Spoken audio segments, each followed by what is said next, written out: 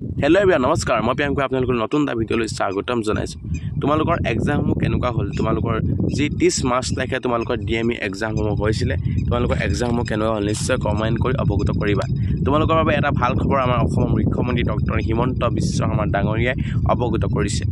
তোমালোকৰ হয়তো ভাবি আছিলা যে এই ডিএইটো তোমালোকৰ ওমাৰশিট এনসাৰ কিসমূহ দিছে এসআই ক্ষেত্ৰতে হ'ব আসাম পুলিচৰ যিকোনো ধৰণৰ এক্সামৰ ক্ষেত্ৰত এতিয়া আমাৰ অসম চৰকাৰখনে কি এনসাৰ কি ব্যৱস্থা কৰি দিছে ওমাৰশিট ডাউনলোড কৰাৰ ব্যৱস্থা কৰি দিছে আৰু যিসমূহ এনসাৰৰ ওপৰত প্ৰত্যাহ্বান তোমালোকে যদি জানাব বিচাৰা তেনেও ব্যৱস্থা কৰি দিছে যিকোনো ধৰণৰ এক্সামৰ ক্ষেত্ৰত আৰু এটা কথা ক'ব বিচাৰো যে স্বচ্ছ নিকাভাৱে যিকোনো ধৰণৰ কাম কৰিবলৈ আমাৰ এই অসম চৰকাৰখনে কি হৈছে কুণ্ঠাবোধ কৰা নাই গতিকে স্বচ্ছ নিকাভাৱে তেওঁলোকে কামসমূহ অব্যাহত ৰাখিছে তেনে ক্ষেত্ৰত তোমালোকৰ এটা প্ৰশ্ন উত্থাপন হৈ আছিল যে যি স্বাস্থ্য বিভাগৰ যি নন টেকনিক্যাল ডিএমই এক্সামসমূহ হৈ গৈছে তেনে ক্ষেত্ৰত তোমালোকৰ এনসাৰ কি আৰু ওমাৰশিটৰ ব্যৱস্থা কৰি দিবনে নিদিয়ে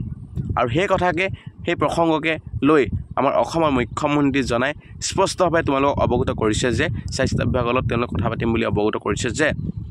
তোমালোকৰ যি ওমাৰশিটে হওক বা যিকোনো এনসাৰ কি তোমালোকক মুকলি কৰি দিব তোমালোকৰ যি এনসাৰ তোমালোকে তাত কৰি থৈ আহিছে তোমালোকে যি ওমাৰশিট তোমালোকে পাই থৈ আহিছিলা সেইসমূহ তোমালোকে ডাউনলোড কৰিব পাৰিবা আৰু এনসাৰ কি সমূহৰ ওপৰত তোমালোকে প্ৰত্যাহ্বান জনাব পাৰিবা গতিকে এটা ভাল খবৰ বুলি ক'ব বিচাৰো আৰু আমাৰ যিসকল ক্যান্ডিডেট এক্সাম দিছিল নিশ্চয় তেওঁলোকৰ বাবে এটা ভাল খবৰ বুলি মই ক'ব বিচাৰো আৰু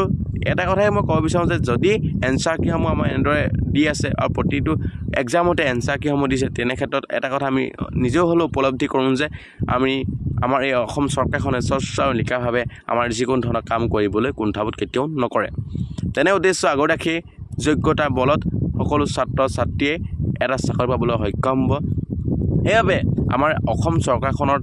চাকৰি এটা ল'বলৈ আজি কোনো এজন ছাত্ৰ ছাত্ৰী ৰৈ যোৱা নাই সকলোৱে নিজে কষ্ট কৰিছে চেষ্টা কৰিছে আৰু চেষ্টা বলত আজি নহয় কিবা এটা বহুতে পাইছে বহুতে হয়তো পোৱা নাই বুলি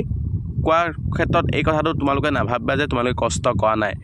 কষ্ট কৰা কাৰণ আজি কিয় ইমান হাই কাৰ্ড বুজাবলৈ সক্ষম হৈছে কাৰণ হাই কাৰ্ড অফ যোৱাৰ একমাত্ৰ কাৰণ হৈছে ছাত্ৰ ছাত্ৰীসকলে পঢ়িছে তেওঁলোকে জানে যে এই অসম চৰকাৰজনত এটকাও তেওঁলোকে পইচা নিদিয়াকৈ চাকৰি পাব হেবে তেওঁলোকৰ প্ৰথম কাম হৈছে পঢ়া গতিকে তেওঁলোকে পঢ়িছে চেষ্টা কৰিছে চেষ্টা কৰাৰ ফলত তেওঁলোকে কি হৈছে নিৰ্দিষ্ট লক্ষ্যত উপনীত হ'বলৈ সক্ষম হৈছে আৰু অনাগত দিনত যি এডিআই পাছ কৰিছে তেওঁলোকৰ স্কিল টেষ্ট আৰু ভাইভা টেষ্ট হ'ব আৰু তোমালোকৰ যি ডিএমই ক্ষেত্ৰতো মই ক'ব বিচাৰো তোমালোকৰ স্কিল টেষ্ট হ'ব গতিকে তোমালোকৰ বাবে এটা ভাল খবৰ বুলি মই ক'ব বিচাৰো আৰু দ্বিতীয়টো ভাল খবৰ তোমালোকৰ ওমাৰশিট ডাউনলোড কৰাৰ ব্যৱস্থা অসম চৰকাৰে কৰি দিব এইটো এটা ভাল খবৰ গতিকে প্ৰত্যেকটো ক্ষণতে স্বচ্ছ নিকাটো